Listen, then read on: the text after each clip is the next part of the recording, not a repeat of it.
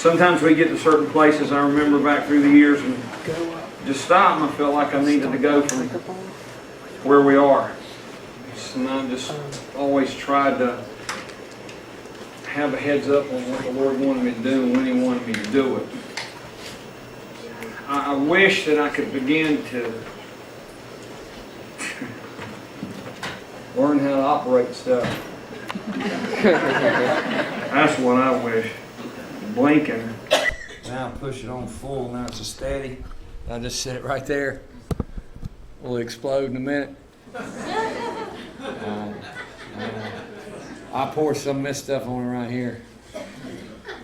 Hand sanitizer. That's important. Keep your hands sanitized while you're in church. Well, I'm sure. Young people still get it, and old folks are going. As we're doing that song, I really felt, and I don't have a message. I just want to go a couple places with you this morning, and I want you to tolerate, I guess, where I'm going to take you. First of all, I don't want to have any theological discussions with you about healing. I know what the Bible says about healing. I've preached the Word for 30 years.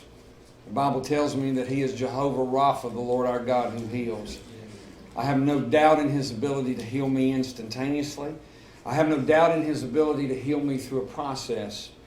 I have no doubt that the ultimate healing comes when I leave here.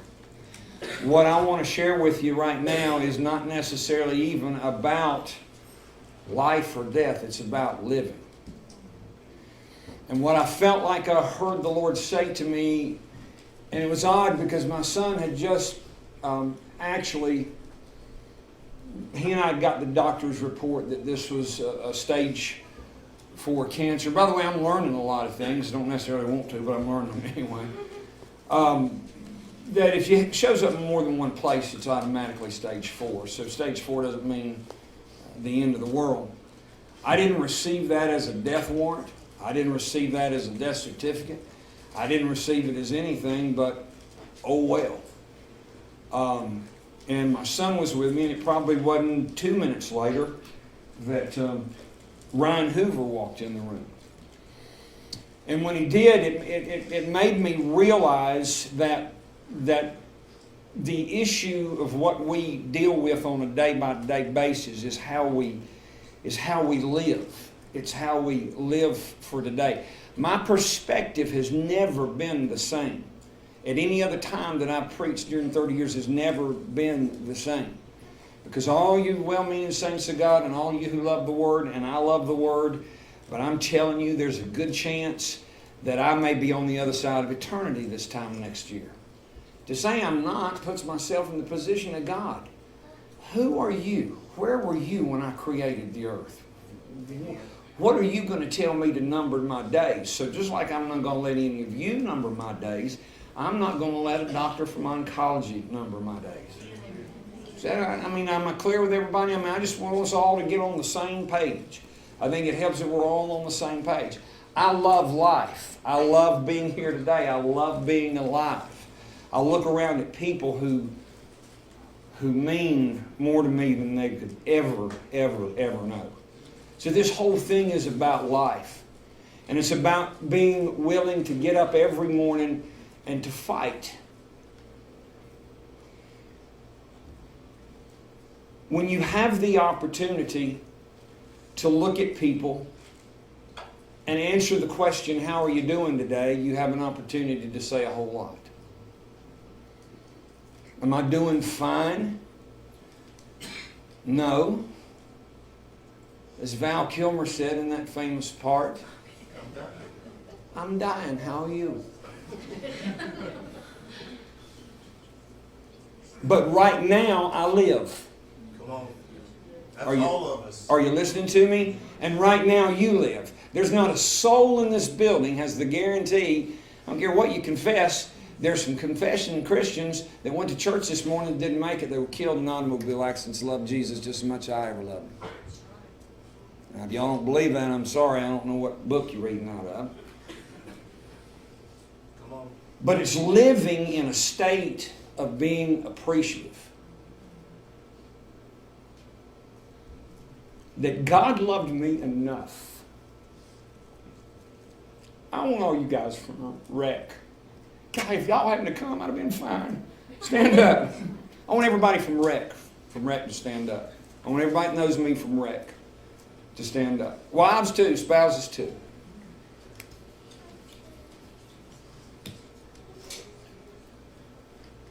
You can sit down. I started training. How long have you been training, John?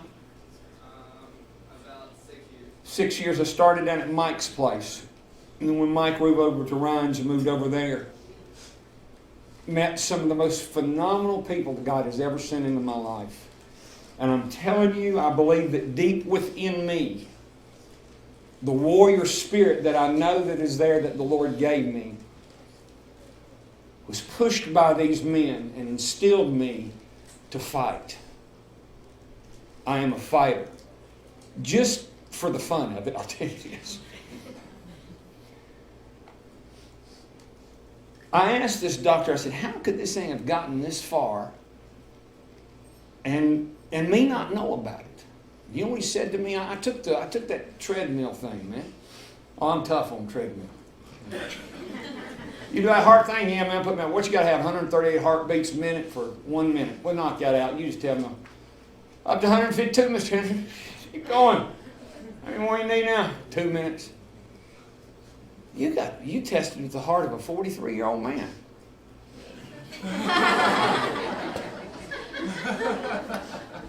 You in good physical shape. You might tell me, you look at me, man, go, what's up with you? And he said that a lot of times the body will suppress even tiny signals because you've learned to move and work through pain. And it's because I was in such good shape that it took them so long to get to where I am. But it's because I'm in such good shape that my mindset is one of fighting. And I am honored beyond measure for the days and the times that I trained with you guys. You are the best in the world. You have deposited into my life. And for what it's worth, I would die for every one of you. You guys are the greatest on the planet. I'm just telling you. You're the best of the best. And I love you. To live in the moment means that today I'm going to give it my best shot. And I may not feel worth anything this afternoon. If things prove to be as they are, I won't. I want to go take me a shower. I want to go lay down and I want to sleep. But meanwhile, I'm making memories with my grandkids. Got another one on the way with my kids. And I don't know whether any of you will understand this. But in the end, all things will be restored. In the end, restoration will come in every way. It was 2 years ago in April that Crystal and I separated. I probably haven't in the past 16 months talked to her more than 2 hours, except for the past week, and we probably talked close to that just over the past several days. Now I want to make a real clear statement, and listen, man, please hear me on this. I'm not calling everybody to be like me. I'm just telling you who I am and what I'm about. I made a commitment to that woman. I love her now. I always will love her. And I'm committed to that covenant that I made with the Lord until this is gone completely. And this is what my son has instructions to do. On the minute I draw my last, he's going to take this ring, he's going to place it on that book, Redeeming Love, and he's going to pass that on to my wife, depending on where we are. Let me tell you something else that's happened to me that is phenomenal, and I hope every one of you can go through this way. And I don't know, I'm not a psychologist, and I haven't got all the processes worked out, and the grief and the sorrow and the anger and the whatever you're supposed to work through while you're working through this. I'm just telling you that because of the men that I hung around who trained me physically, and the men that I hung around who trained me and prayed with me spiritually, I am not afraid of anything. That includes death.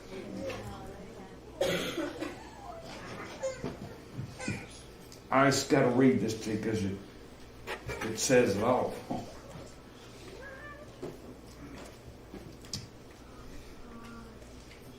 O death, where is your victory? O death, where is your sting? Now sin is the sting of death, and sin exercises its power upon the soul through the abuse of the law. But thanks be to God who gives us victory, making us conquerors through Jesus Christ our Lord. I live in a win-win scenario world.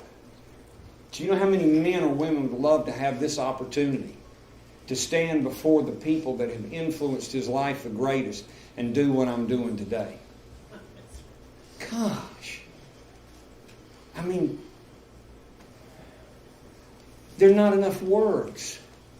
There are not enough words to express how much I appreciate you being here and the things that you have sown into my life. And the very reason that I am what I am is because of the awesome people God sent into my life all along the way. You don't get it. I'm the wealthiest man on the planet. Before I got sick, I was working 3 jobs. I got sick, now I have 0 jobs. Found out at the end of the year I have 0 insurance. So when they do these $9 million worth of tests, Because you're worth it. because I'm worth it. If anybody is, I am. Mr. Henderson, how would you like to pay for this? I said, very slowly. Let's set up $1 a week. We'll work out this. I don't know. I just got a credit card offer in the mail the other day. Maybe we can pass that along to you. Pretty good deal. $20,000 is one of them American Trust things. And they look at $20,000. The girl that ended up being my social worker comes into my bed and she said, by the way, she said, you were able to get COBRA because of the length of time that your health insurance didn't expire. And she said, oh, by the way, Gaston Memorial is going to pay your COBRA premiums. I don't know what y'all get that or not, but that adds up to 0. I like that plan. I said, sign me up. And I got some friends. I bet you'll be interested. I get home, and the guy I'm renting from, Curtis Grindstaff, calls me and said, man, our church is praying for you. Just want you to know something. We're going to forego the rent till you get through this thing one side or the other. A friend of mine comes by my house and he said, can I do anything for you? I said, I'm not taking this post office. It needs to get off. It was my power bill. He puts it in his little booklet, and I said, I don't think they take mail from there, but it's the post office. Void check.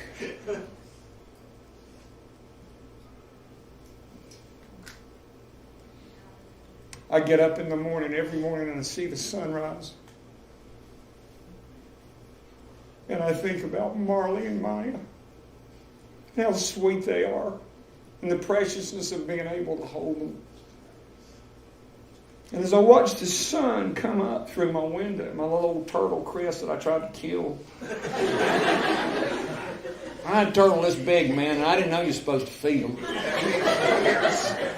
Yeah, well, I mean, really, 10 years later, he's this big. He's flopping around in there and needs a big place. But, I mean, you got to be me to enjoy my life. The serenity of seeing that turtle just, and the sun. And I think, man, I sparred with Ryan Hoover. Man,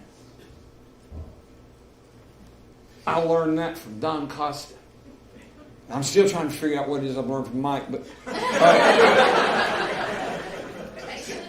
Patience, mate. And I look and I see Mark preaching a message, and I see my friend Ansel Overby of 30 years, and our first one was conceived. Oh, that's too much information. We were on vacation with him, and he was conceived in their home. But anyhow, he got here. We were real quiet.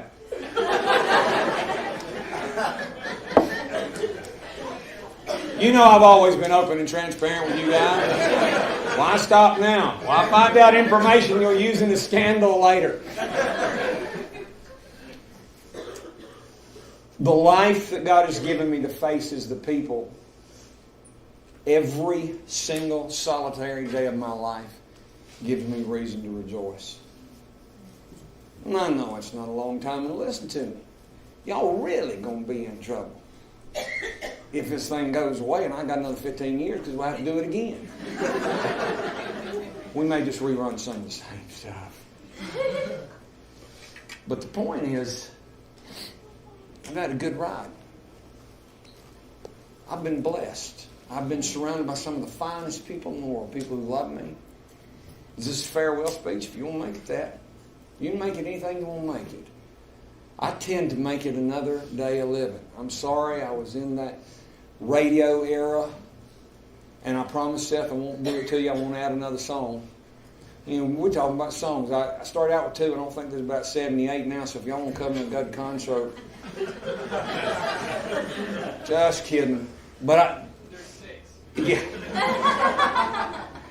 Out of all the songs that come to my mind, and I do try to consider myself a little bit spiritual every once in a while, but this is what I heard today. And I just want to celebrate, yeah. Another day of living, yeah. I just want to celebrate another day of life. Put my hand on a dollar bill, and the dollar bill flew away, you know. And I'm thinking, that's what I want to do. I want to celebrate another day of living. And you've come here to celebrate a day of living with me, guys. And I love you. We love you. I know you do. That's why you're here. No, I know that. And for my children to see the tangible hand of God move.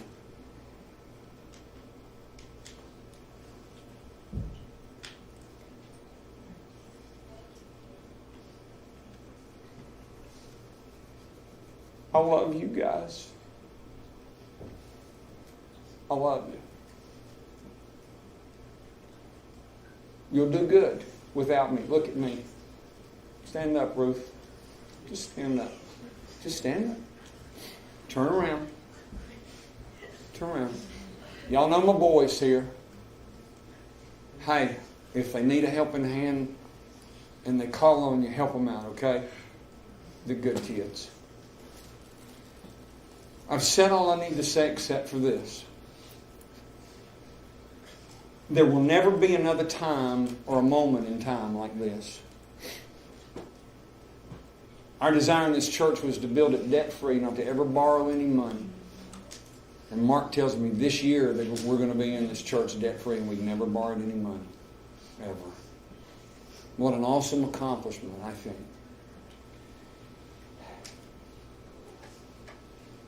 My desire, when everything's said and done, when we close the doors, when we go home, when we do whatever we do when we get from this place, is that every single one of you know Christ on a personal and intimate basis.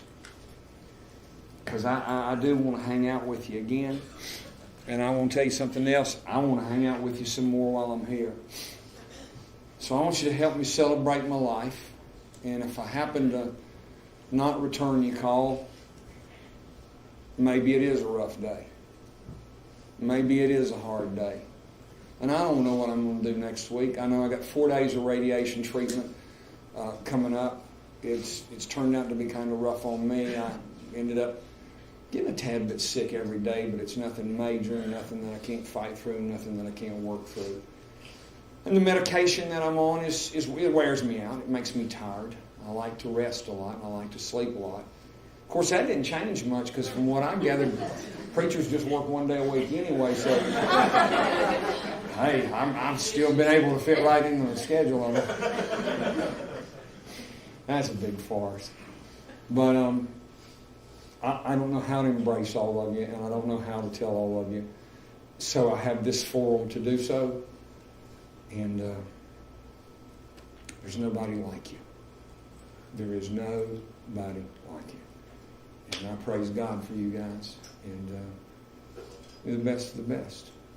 So thank you for your time. Bless you.